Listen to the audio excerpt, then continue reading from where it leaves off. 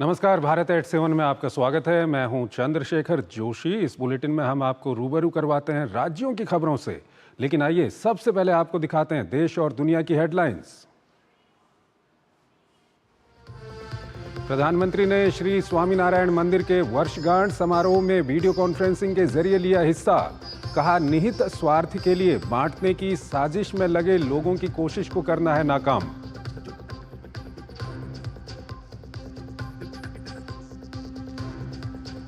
Justice Sanjeev Khanna बने देश के 51वें मुख्य न्यायाधीश। राष्ट्रपति द्रौपदी मुर्मू ने दिलाई पद की शपथ। अगले साल 13 मई तक है कार्यकाल।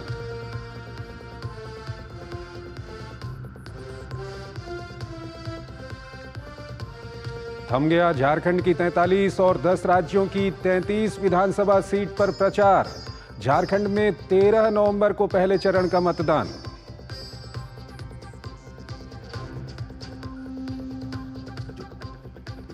कोलकाता में आरजी कर मामले में विशेष न्यायालय में आज की सुनवाई पूरी। बंद दरवाजों में चलाया गया मुकदमा। पीड़िता के पिता ने दी गवाही। कल भी जारी रहेगी सुनवाई।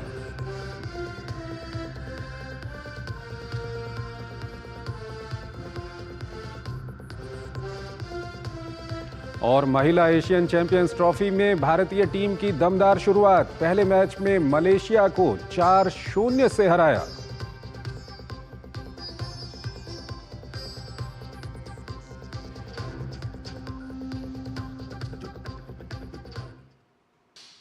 और आइए सबसे पहले आपको लिए चलते हैं झारखंड की ओर। यहां पहले चरण का प्रचार खत्म हो गया है। 43 विधानसभा सीटों पर 13 नवंबर को होने वाले मतदान को लेकर चुनाव प्रचार का शोर थम गया है।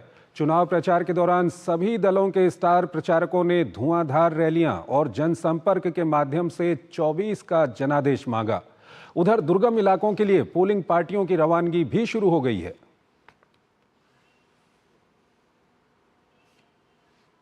करने के लिए एनडीए और इंडी गठबंधन के स्टार प्रचारकों ने झारखंड में तूफानी दौरा किया ताकि पहले चरण का चुनावी रण अपने पाले में किया जा सके। प्रधानमंत्री नरेंद्र मोदी की चाईबासा, गढ़वा, गुमला और बोकारो में जहां 4 चुनावी जनसभाएं हुई, वहीं रांची में उन्होंने रोड शो भी किया। भाजपा की ओर से केंद्रीय गृह मंत्री अमित शाह, रक्षा मंत्री राजनाथ सिंह और पार्टी के राष्ट्रीय अध्यक्ष जेपी नड्डा ने भी मोर्चा संभाला और चुनावी सभाओं के जरिए एनडीए प्रत्याशियों के पक्ष में माहौल बनाने का काम किया। भाजपा के चुनाव प्रभारी शिवराज सिंह चौहान और सह प्रभारी हेमंता विश्व शर्मा के साथ ही भाजपा शासित राज्यों के मुख्यमंत्रियों और कई केंद्रीय मंत्रियों एवं प्रदेश स्तरीय नेताओं ने भी प्रचार में खूब पसीना बहाया। एनडीए के प्रमुख घटक दल आजसू पार्टी की ओर से सुदेश महतो ने भी जमकर प्रचार किया। उधर 24 की जंग को जीतने के लिए इंडी गठबंधन के नेताओं ने ताबड़तोड़ रैलियां की। पहले चरण के चुनाव के लिए कांग्रेस के राष्ट्रीय अध्यक्ष मल्लिकार्जुन खड़गे, पार्टी नेता राहुल गांधी और प्रदेश प्रभारी गुलाम अहमद मीर समेत पार्टी के अन्य स्टार प्रचारकों ने भी जनता को लुभाने का भरसक प्रयास किया। साथ ही झामुमो की ओर से मुख्यमंत्री और पार्टी के कार्यकारी अध्यक्ष हेमंत सोरेन, कल्पना सोरेन समेत अन्य नेताओं ने भी रैलियों और रोड शो के जरिए अपना दम दिखाया और इंडी उम्मीदवारों के लिए समर्थन मांगा। राजद की ओर से लालू प्रसाद, तेजस्वी यादव और अन्य स्टार प्रचारकों ने प्रचार की कमान संभाली। साथ ही वाम दल और जेएलकेएम जैसी पार्टियों के नेताओं और निर्दलीय प्रत्याशियों ने भी प्रचार वार में हिस्सा लिया। अब बारी वोटरों की है, जब वो घरों से निकलेंगे और अपनी पसंद नापसंद का इजहार करेंगे। इधर निष्पक्ष, शांतिपूर्ण और सुचारू मतदान के लिए भारत निर्वाचन आयोग ने व्यापक प्रबंध किए हैं। स्पेशली हेलीकॉप्टरिंग कहाँ पर हो रही है, वो 5 जिला पर हम लोग हेलीकॉप्टर के माध्यम से पोलिंग ऑफिसर, सेक्टर ऑफिसर देता है। उसमें आपका वेस्ट सिंहभूम, लातेहार, लोगरदगा, गुमला, गढ़वा एरिया पर है। टोटल 225 बूथ में दुर्गम इलाकों के लिए चुनाव कर्मियों की रवानगी का सिलसिला शुरू हो गया है, जो मंगलवार को भी जारी रहेगा। दूर दराज के मतदान केंद्रों के लिए चुनाव कर्मियों की हेली ड्रॉपिंग भी हुई। इस दौरान कर्मियों में खासा उत्साह देखा गया। इलेक्शन बहुत बार किए हैं, लेकिन हेलीकॉप्टर पहली बार हमको मौका मिला। मैं बहुत बार चुनाव करा चुका हूँ, लेकिन ये हेलीकॉप्टर में जाने का पहला मौका है। मुझे बहुत खुश लग रहा है। धुआंधार प्रचार और लोक लुभावन वायदों के साथ पार्टियां अब जनता के जनादेश के इंतजार में हैं, जिसका पटाक्षेप 23 नवंबर की मतगणना के साथ होगा। झारखंड में पहले चरण के चुनावी महासंग्राम में प्रचार वार की बहार दिखी। राष्ट्रीय से लेकर स्थानीय मुद्दे छाए रहे। दावों, वायदे और आरोप प्रत्यारोप की बौछार रही। जनता ने सबको देखा और सुना और अब 13 नवंबर को उनके मन में क्या है यह ईवीएम में दर्ज हो जाएगा। रांची से डीडी न्यूज के लिए विकास के साथ मैं दिवाकर कुमार। और अगली खबर जुड़ी हुई है खड़गे, जो कांग्रेस के अध्यक्ष हैं उनके बोल बिगड़ गए हैं। कांग्रेस के राष्ट्रीय अध्यक्ष मल्लिकार्जुन खड़गे ने यूपी सीएम योगी आदित्यनाथ का बिना नाम लिए कहा कि कई नेता साधु के वेश में रहते हैं और अब राजनेता बन गए हैं। वहीं भाजपा समेत साधु और संत समाज मल्लिकार्जुन खड़गे के विरोध में खड़ा हो गया है। कांग्रेस के राष्ट्रीय अध्यक्ष मल्लिकार्जुन खड़गे द्वारा उत्तर प्रदेश के मुख्यमंत्री योगी आदित्यनाथ के भगवा वस्त्र पहनने वाले बयान पर सियासी हंगामा मचा हुआ है। भाजपा ने मल्लिकार्जुन खड़गे पर पलटवार करते हुए कहा कि कांग्रेस पार्टी हिंदू विरोधी और सनातन विरोधी है। उत्तर प्रदेश के उप मुख्यमंत्री ब्रजेश पाठक ने कहा कि कांग्रेस के नेताओं द्वारा सनातन को चोट पहुंचाने से जुड़े बयान देने का लंबा इतिहास रहा है। वहीं दूसरी तरफ उत्तर प्रदेश के कैबिनेट मंत्री ओम प्रकाश राजभर ने कांग्रेस अध्यक्ष पर तंज कसते हुए कहा कि झूठ बोलना कांग्रेस पार्टी का इतिहास रहा है, तो वहीं लोगों को बांटकर सत्ता हासिल करना कांग्रेस की परंपरा है। कांग्रेस पार्टी का पुराना इतिहास रहा है कि सनातन संस्कृति को चोट पहुंचाने वालों के खिलाफ, जिस ढंग से मैं कह सकता हूं मुगल आक्रांताओं ने भारत की सनातन व्यवस्था को छिन्न भिन्न करने का असफल प्रयास किया था, फिर भी सनातन धर्म, सनातन संस्कृति आज पूरी दुनिया को दिशा दिखाने का काम कर रही है। कांग्रेस पार्टी के लोगों का इतिहास रहा है झूठ बोलना और लोगों को बांटकर सत्ता हासिल करना, कांग्रेस की परंपरा रही है। हम मल्लिकार्जुन खड़गे जी के बयान की निंदा करते हैं। वहीं दूसरी तरफ संत समाज ने भी मल्लिकार्जुन खड़गे के बयान की निंदा की है। अखिल भारतीय संत समिति के महामंत्री स्वामी जितेंद्रानंद सरस्वती ने कहा कि कांग्रेस का हिंदू विरोध जग जाहिर है। उधर सिद्धपीठ जानकी कुंज अयोध्या के जगत गुरु जीयर स्वामी करपात्री जी महाराज ने कहा कि साधु और संत हमेशा समाज को जोड़ने का काम करते हैं। कांग्रेस अध्यक्ष मल्लिकार्जुन खड़गे के द्वारा देश के श्रद्धेय प्रधानमंत्री, गृह मंत्री और भगवा वस्त्रधारी उत्तर प्रदेश के मुख्यमंत्री योगी आदित्यनाथ जी के बारे में दिया गया बयान बेहद घटिया और निंदनीय है। आपके नाम में खड़गे लगा है तो खड़ग कहता तलवार को, काटने का काम तलवार करता है। और हमारे संतों में जोगी हैं, उनमें जोगी जो सब लगा है वो योग से लगा है। तो योग जो है जोड़ने का काम करता है, योग कभी काटने का काम नहीं करता है। इससे पहले कांग्रेस के राष्ट्रीय अध्यक्ष मल्लिकार्जुन खड़गे ने एक चुनावी सभा में सीएम योगी का नाम लिए बिना उन पर निशाना साधा था और कहा था कि कई नेता साधुओं के भेष में रहते हैं और अब वो राजनेता बन गए हैं और कुछ तो मुख्यमंत्री भी बन गए हैं। खड़गे ने कहा था कि वे गेरुआ कपड़ा पहनते हैं और उनके सिर पर बाल नहीं हैं। उन्होंने कहा कि मैं भाजपा से कहूंगा या तो सफेद कपड़े पहने, या अगर आप सन्यासी हैं और गेरुआ कपड़ा पहनते हैं तो राजनीति से बाहर चले जाएं। कांग्रेस अध्यक्ष के द्वारा सीएम योगी पर विवादित बयान देने के बाद भारतीय जनता पार्टी, उसके सहयोगी दलों के साथ साथ साधु संतों ने नाराजगी जताई है। उनका साफ कहना है कि साधु संतों और सनातन पर कोई भी प्रहार नहीं सहा जाएगा। हमेशा ही कांग्रेस सनातन पर वार करती आई है। कैमरामैन आशुतोष के साथ विकास सिंह, डीडी न्यूज, लखनऊ। और अगली खबर भी उत्तर प्रदेश से है। उत्तर प्रदेश के अमेठी की गौरीगंज सीट से समाजवादी पार्टी के बागी विधायक राकेश प्रताप सिंह ने गौरीगंज से अयोध्या धाम तक पैदल यात्रा शुरू की है। राकेश प्रताप सिंह के नेतृत्व में करीब 15,000 से अधिक राम भक्त अयोध्या दर्शन के लिए पैदल रवाना हो गए। यात्रा का शुभारंभ संतों के वैदिक मंत्रोच्चार, संतों के आशीर्वाद के साथ किया गया। 108 किलोमीटर लंबी ये पदयात्रा अमेठी, सुल्तानपुर और अयोध्या जनपद से गुजरेगी। राजनीतिक कारणों से श्री राम मंदिर प्राण प्रतिष्ठा कार्यक्रम में हिस्सा न ले पाने से क्षुब्ध और समाजवादी पार्टी के कुछ एक नेताओं द्वारा सनातन विरोधी बयानों की कड़ी निंदा कर चुके विधायक राकेश सिंह का कहना है कि सनातन विरोधी मानसिकता को सचेत करने के लिए ये पदयात्रा की जा रही है।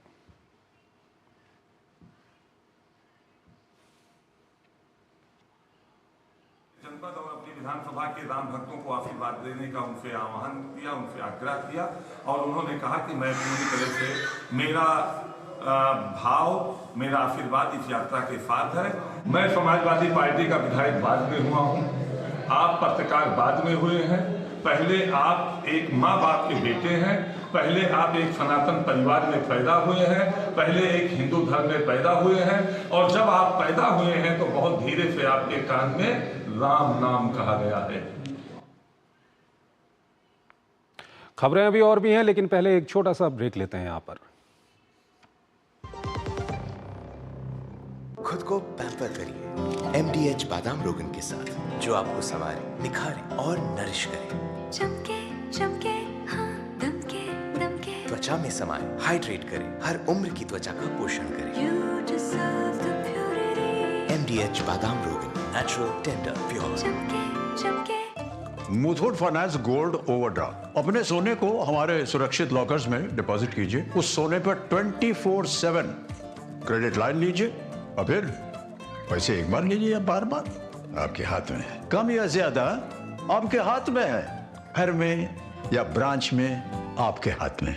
और जानते हैं सबसे बड़ी बात, ब्याज सिर्फ उतने ही दिन का भरिए जितने दिन पैसे इस्तेमाल कीजिए। जी हाँ, मुथूट फाइनेंस गोल्ड ओवरड्राफ्ट। आज ही कॉल कीजिए 1-800-313-1212। गोल्ड लोन कमाल, बाकी लोन बेमिसाल। राजा आओ आओ, ये देखो मैसेज। कहते हैं वीडियो लाइक करके 500 रुपया रोज कमाओ। बस पहले थोड़ा पैसा दे के ललचाएंगे, फिर बोलेंगे कि और कमाना है तो पैसा भरो। हम दिन भर चूना लगाते हैं और ये लोग हम ही को चूना लगाने चले हैं। पान वाला हूँ, मूर्ख नहीं हूँ। याद रहे, UPI कहता है कि अगर कोई आसान कमाई का लालच दे तो कहो मैं मूर्ख नहीं हूँ।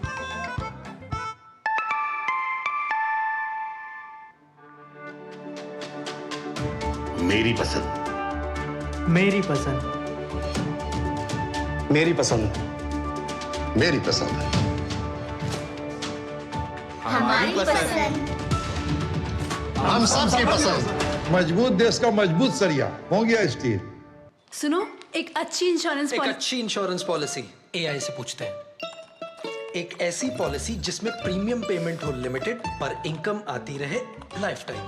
LIC का जीवन उत्सव। एक ऐसी पॉलिसी जो दे होल लाइफ इंश्योरेंस कवर भी। LIC का जीवन उत्सव।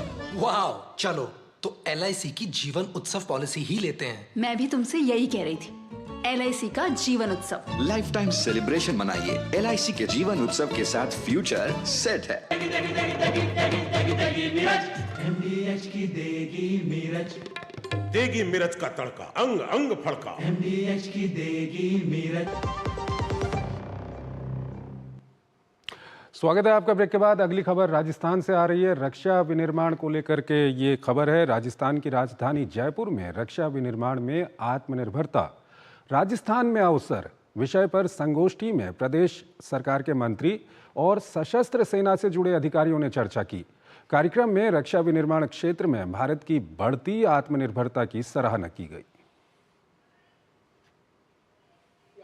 सोमवार को जयपुर मिलिट्री स्टेशन में रक्षा विनिर्माण में आत्मनिर्भरता, राजस्थान में अवसर विषय पर एक संगोष्ठी का आयोजन किया गया। इस संगोष्ठी का आयोजन ज्ञान शक्ति थिंक टैंक और उद्योग संगठन फिक्की द्वारा किया गया। कार्यक्रम में राजस्थान सरकार के कैबिनेट मंत्री कर्नल राज्यवर्धन सिंह राठौड़, सशस्त्र बलों के अधिकारी, शिक्षा जगत के साथ साथ उद्योग जगत की प्रतिष्ठित हस्तियों ने भी हिस्सा लिया। संगोष्ठी को संबोधित करते हुए कर्नल राज्यवर्धन सिंह राठौड़ ने कहा कि पहले भारत को केवल एक बाजार माना जाता था, लेकिन अब पीएम मोदी के नेतृत्व में देश रक्षा विनिर्माण में एक नई ताकत के रूप में उभर रहा है। राजस्थान के अंदर जिस तरह की संभावनाएं हैं, उसमें textile, cement, infrastructure, logistics, industrial parks के अलावा, प्राइवेट इंडस्ट्रियल पार्क्स के अलावा डिफेंस मैन्युफैक्चरिंग भी बहुत बड़ी मात्रा में यहाँ पर हो सकती है। राजस्थान के अंदर बड़ी संख्या के अंदर भारतीय सेना, वायुसेना एक्सरसाइज करती हैं और यहाँ जो वो इक्विपमेंट इस्तेमाल करती हैं उसका मेंटेनेंस, रिपेयर और ऑपरेशंस का भी काम राजस्थान के अंदर हो सकता है। वहीं लेफ्टिनेंट जनरल मनजिंदर सिंह ने भी केंद्र सरकार की सराहना करते हुए कहा कि रक्षा विनिर्माण के क्षेत्र में अब देश में ही सेना की जरूरतों के मुताबिक हथियार और उपकरण तैयार हो सकेंगे। इस बीच गाड़ियों के लिए बुलेट प्रूफ ग्लास बनाने वाली कंपनी के निदेशक गुरवेंद्रजीत सिंह ने कहा कि हमारी कंपनी बुलेट प्रूफ गाड़ियों के अलावा बुलेट प्रूफ ग्लास और वॉरशिप ग्लास बना रही है और इसकी मांग विदेशों में भी बढ़ रही है। मेरे को ये नहीं पता है कि मिलिट्री की क्या रिक्वायरमेंट है, सिमिलर इंडस्ट्री को ये नहीं पता कि मिलिट्री को क्या प्रोडक्ट चाहिए। तो वेटरन्स, क्योंकि हमारे से निकल के वेटरन बने हैं, उनको इसका रिक्वायरमेंट पता है मिलिट्री का। तो ये जो इनका हार्नेसिंग देयर पोटेंशियल और nation building is a basic idea और veterans can help in nation building. हमारे जो ग्लासेस हैं वो एक स्पेशल मेटालिक कोटिंग उसके ऊपर चढ़ी हुई होती है जिससे वो रडार ओपेक रहते हैं। इसके अलावा ब्लास्ट रेजिस्टेंट रहते हैं और इसके अलावा हीटेबल ग्लास रहते हैं कि जैसे वो अगर किसी ठंडे क्लाइमेट पे जाते हैं तो उनका विजन प्रॉपरली रहे। गौरतलब है कि ये संगोष्ठी प्रधानमंत्री के विकसित भारत 2047 के दृष्टिकोण के अनुसार क्षेत्रीय और राष्ट्रीय विकास को बढ़ावा देने पर आधारित है, जिसमें रक्षा बलों की वर्तमान और भविष्य की आवश्यकताओं, रक्षा विनिर्माण में उपलब्ध अवसरों और राजस्थान किस प्रकार इसमें भाग ले सकता है और योगदान दे सकता है पर चर्चा की गई। राजस्थान की भौगोलिक परिस्थितियों के हिसाब से यहाँ काफ़ी मैन्युफैक्चरिंग की दिशा में काम किया जा सकता है और इसे लेकर के सेना ने भी रक्षा के क्षेत्र में कैसे आत्मनिर्भर हो सके इस पर बात की है। आने वाले वक्त में उम्मीद की जा रही है कि इससे राजस्थान भी रक्षा के क्षेत्र में आत्मनिर्भर बन सकेगा। कैमरा पर्सन राकेश पटेल के साथ महेश दाधिच, डीडी न्यूज़, जयपुर। और अगली खबर आयुष्मान योजना से जुड़ी हुई है। कैसे इसका दायरा बढ़ रहा है। केंद्र की मोदी सरकार ने पिछले दिनों 5 लाख रुपए की स्वास्थ्य गारंटी का बुजुर्गों से किया वादा पूरा किया। इस वादे के तहत 70 वर्ष से अधिक उम्र के हर बुजुर्ग का आयुष्मान वय वंदना कार्ड बनाया जा रहा है। वहीं एक हफ्ते के भीतर ही इस योजना से 70 साल से अधिक आयु के 2,16,000 से अधिक नए लाभार्थी जुड़ गए। ये रिपोर्ट देखिए। देश के कमजोर वर्ग को 5 लाख रुपए की स्वास्थ्य गारंटी देने के बाद अब देश के 70 साल से ऊपर के लोगों को 5 लाख रुपए की स्वास्थ्य गारंटी यानी कि आयुष्मान कार्ड बनाने का काम जो है केंद्र की मोदी सरकार कर रही है। और भोपाल एम्स में 70 साल से ऊपर के मरीज जो भर्ती हो रहे हैं उनके कार्ड उनके बेड पर जाकर ही बनाए जा रहे हैं और इस लक्ष्य को पूरा करने में भोपाल एम्स ने यह अभूतपूर्व प्रयास किया है। प्रधानमंत्री नरेंद्र मोदी ने आयुष्मान भारत योजना के तहत 70 साल और उससे अधिक उम्र के सभी वरिष्ठ नागरिकों के लिए स्वास्थ्य बीमा कवर लॉन्च किया है। इसी कड़ी में भोपाल एम्स प्रधानमंत्री की 5 लाख रुपए की स्वास्थ्य गारंटी को 70 साल से ऊपर के बुजुर्गों तक पहुंचाने के लिए एक कदम आगे बढ़ा है। भोपाल एम्स में भर्ती होने वाले 70 साल से ऊपर के मरीजों के वार्ड के बिस्तर पर ही जाकर न केवल आयुष्मान वय वंदना कार्ड बनाए जा रहे हैं बल्कि योजना के अंतर्गत 5 लाख तक का मुफ्त इलाज भी किया जा रहा है। हम हर उस मरीज को जो 70 साल से ऊपर है जो हमारे यहाँ भर्ती है, हम उसके बेड पे जाके वहीं पे मरीज को जाने की ज़रूरत नहीं है। सारी चीज़ों को करके हम आयुष्मान कार्ड भी बना रहे हैं और उसको हैंडओवर करके फ्री इलाज भी दे रहे हैं। पूरा इलाज जो है वो फ्री दिया जा रहा है। अच्छी बात यह है कि मरीजों के बिस्तर पर जाकर आयुष्मान वय वंदना कार्ड बनाने के लिए किसी तरह के कोई निर्देश के बिना ही भोपाल एम्स प्रबंधन ने ये काम शुरू किया है। एम्स प्रबंधन के मुताबिक एम्स भोपाल में बड़ी संख्या में मरीज आते हैं। इस प्रयास से प्रधानमंत्री की स्वास्थ्य गारंटी जल्द से जल्द हितग्राहियों तक पहुंच जाएगी। पीएम साहब के इस अच्छे इस प्रॉमिस को आगे ले जाने के लिए हमने सोचा हम भी कुछ कंट्रीब्यूशन करते हैं देश की सेवा में। ये हमारा वो है कि आने वाले हम एक ऐसा एग्जाम्पल बनाएं दूसरों के लिए भी कि जो भी मरीज 70 साल के ऊपर मरीज भर्ती होगा उसको हम आयुष्मान बना के उसको फ्री ट्रीटमेंट देंगे। खास बात यह है कि पीएम मोदी की घोषणा के एक हफ्ते के भीतर ही इस योजना से 70 साल से अधिक आयु के 2.16 लाख से अधिक नए लाभार्थी जुड़ गए हैं। केरल में सबसे अधिक लाभार्थी 73,193 इस योजना से जुड़े हैं। वहीं दूसरे स्थान पर मध्य प्रदेश रहा, जहां 45,305 लाभार्थी शामिल हुए। इसके अलावा उत्तर प्रदेश में 44,547 बुजुर्ग इस योजना का हिस्सा बने, जबकि कर्नाटक में 11,613 और हरियाणा में 11,610 लाभार्थी इस योजना से जुड़े हैं। उम्मीद कर सकते हैं कि बाकी कई और स्वास्थ्य संस्थाएं जो देश में काम कर रही हैं वो भी इस तरह के प्रयास करेंगी ताकि ज़्यादा से ज़्यादा संख्या में 70 साल से ऊपर के लोगों के आयुष्मान कार्ड बन सकें, उनको 5 लाख रुपए की स्वास्थ्य गारंटी मिल सके। कैमरामैन चंद्रमोहन के साथ आदित्य श्रीवास्तव, डीडी न्यूज़, भोपाल। वाकई एम्स भोपाल ने एक अच्छा उदाहरण पेश किया है और खबरें अभी और भी हैं हमारे पास, लेकिन एक छोटा सा ब्रेक लेते हैं।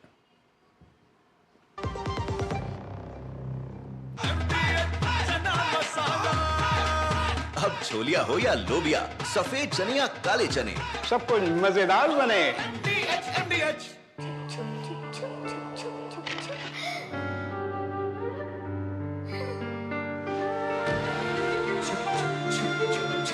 आ जाओ। Yes papa. जिंदगी किसी के लिए नहीं रुकती, हम भी आपको कहां रुकने देंगे। जिंदगी के हर मोड़ पर LIC है तो इंश्योर है। LIC, हर पल आपके साथ। जब धरती चीर कर निकलता है लोहे का पत्थर और मिलता है मोंगिया के जोश से, फिर तपता है, पिघलता है और बनता है फौलाद। अब होता है सरिया सारी खूबियों के साथ। मोंगिया स्टील, मजबूत देश का मजबूत सरिया। The Institute of Chartered Accountants of India, being the world's largest accounting body, proudly presents before the World Forum of Accountants 2025. Experience 3 days of insightful discussions. Join us at WOFA 2025 from January 31st to February 2nd, 2025 at Yashobhoomi, New Delhi. For more details, visit wofA.icai.org. Muthoot finance gold overdraft. अपने सोने को हमारे सुरक्षित lockers में deposit कीजिए। उस सोने पर 24/7 क्रेडिट लाइन लीजिए और फिर पैसे एक बार लीजिए या बार बार, आपके हाथ में है। कम या ज्यादा आपके हाथ में है, घर में या ब्रांच में आपके हाथ में। और जानते हैं सबसे बड़ी बात, ब्याज सिर्फ उतने ही दिन का भरिए जितने दिन पैसे इस्तेमाल कीजिए। जी हाँ, मुथूट फाइनेंस गोल्ड ओवरड्राफ्ट। आज ही कॉल कीजिए 1-800-313-1212। गोल्ड लोन कमाल, बाकी लोन बेमिसाल। MDH का किचन किंग किचन में हो तो हम सब कुछ बना सकते हैं। बैंगन का भरता, आलू गोभी, भिंडी मसाला और भी बहुत कुछ। MDH। स्वागत है आपका ब्रेक के बाद। और आइए अब आपको लिए चलते हैं आंध्र प्रदेश की ओर। वहां पर बजट पेश हुआ है वित्त वर्ष 2024-25 का और 2,94,000 करोड़ रुपए का बजट पेश किया गया है। आंध्र प्रदेश के वित्त मंत्री पय्यावुला केशव ने विधानसभा में अपनी सरकार का पहला बजट पेश किया। ये रिपोर्ट देखिए। आंध्र प्रदेश सरकार ने सोमवार को वित्त वर्ष 2024-25 के लिए 2.94 लाख करोड़ रुपए का बजट पेश किया। आंध्र प्रदेश के वित्त मंत्री पय्यावुला केशव ने विधानसभा में अपना पहला बजट पेश किया। वित्त मंत्री ने इस बजट का उद्देश्य राज्य की वित्तीय स्थिति को वापस पटरी पर लाना बताया। पय्यावुला केशव ने राज्य के लिए 2,94,000 करोड़ रुपए का बजट पेश किया। वित्त मंत्री ने बताया कि आंध्र प्रदेश सरकार का राजस्व व्यय 2,35,000 करोड़ रुपए और पूंजीगत व्यय 32,000 करोड़ रुपए रहने का अनुमान है। राज्य का राजस्व घाटा करीब 34,743 करोड़ रुपए है, जो राज्य की कुल अर्थव्यवस्था का 2.12% है। वहीं राजकोषीय घाटा करीब 68,000 करोड़ रुपए रहने का अनुमान है। इस बजट में कृषि के लिए 43,402 करोड़ रुपए आवंटित किए गए हैं। गौरतलब है कि राज्य की 62% आबादी कृषि पर निर्भर है। कृषि के बजट में मिट्टी की जांच पर भी फोकस किया गया है, जबकि स्कूली शिक्षा के लिए 29,909 करोड़ रुपए आवंटित किए गए हैं। वहीं स्वास्थ्य सेवा और परिवार कल्याण के लिए 18,421 करोड़ रुपए आवंटित किए गए। बजट में डिप्टी सीएम पवन कल्याण के विभाग पंचायती राज और ग्रामीण विकास के लिए 16,739 करोड़ रुपए आवंटित किए गए हैं। जल संसाधन विभाग को 16,705 करोड़ रुपए आवंटित किए गए हैं। राज्य सरकार ने आवास योजना के लिए बजट में 4012 करोड़ रुपए आवंटित किए हैं। इसके अलावा सड़क निर्माण के लिए 9554 करोड़ रुपए दिए गए हैं। बजट में कौशल विकास के लिए 1215 करोड़ रुपए दिए गए हैं। वित्त मंत्री ने अनुसूचित जाति SC क्षेत्र के कल्याण के लिए 18,497 करोड़ रुपए और अनुसूचित जनजाति ST के लिए 7,557 करोड़ रुपए आवंटित किए हैं। इस बीच राज्य सरकार ने बजट को आंध्र प्रदेश के सुनहरे भविष्य की रूपरेखा तैयार करने वाला बजट बताया है। The budget is prepared to meet all the promises, most of the promises made in the elections. This is a very good budget. It will take the state forward and it will make the state stand in the front line in this country. Such a huge budget for healthcare that shows the government's commitment towards providing a quality healthcare and quality healthcare delivery to the public. And more particularly, I am also thankful to the government that the government has earmarked 4,000 crores for the purpose of NTR Vaidya Seva, which provides free healthcare to the people, to the poor particularly, to reduce their out-of-pocket expenditure. पूर्ववर्ती YSRCP सरकार पर हमला बोलते हुए पय्यवुला केशव ने कहा कि जब पिछली सरकार सत्ता से बाहर हुई तो राज्य की वित्तीय स्थिति ढहने की कगार पर थी। वहीं बजट पेश करने के दौरान विपक्षी दल YSRCP के सदस्यों ने सत्र का बहिष्कार किया। Bureau report DD news. और अगली खबर हम आपको दिल्ली से दिखा रहे हैं। देश की राजधानी में किस तरह से जहर फैला हुआ है। दिल्ली NCR के वातावरण में धुआं सा फैला हुआ है। जहरीले धुएं के कारण लोगों का सांस लेना भी दूभर हो रहा है। वहीं कई इलाकों में वायु की गुणवत्ता 400 के पार जा पहुंची है। तो जाते जाते हम आपको इससे जुड़ी हुई एक रिपोर्ट दिखा रहे हैं। आप हमारे इस बुलेटिन में हमारी पूरी टीम को इजाज़त दीजिए। नमस्कार। दिल्ली NCR में वायु और जल प्रदूषण लगातार बना हुआ है।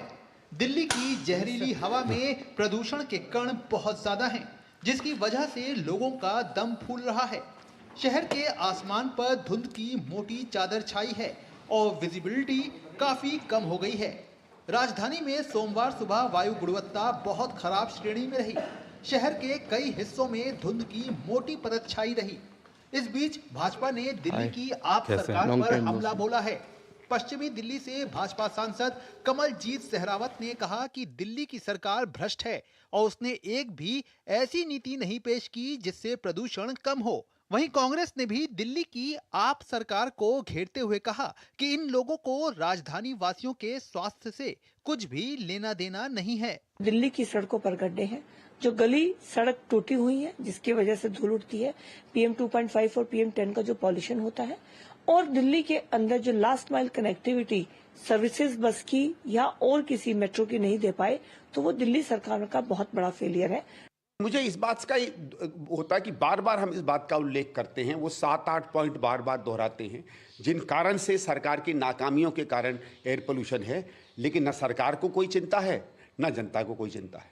दूसरी तरफ दिल्ली में यमुना नदी की हालत भी बदतर स्थिति में बनी हुई है।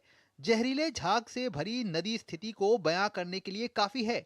यमुना में सर्फेक्टेंट और फॉस्फेट रसायन की ज्यादा मात्रा पाई गई है, जिसकी वजह से नदी में झाग बन रहा है।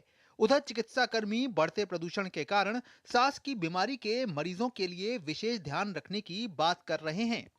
It's actually unfit for living for any one of us. I don't know what kind of bodies we have that we are still surviving.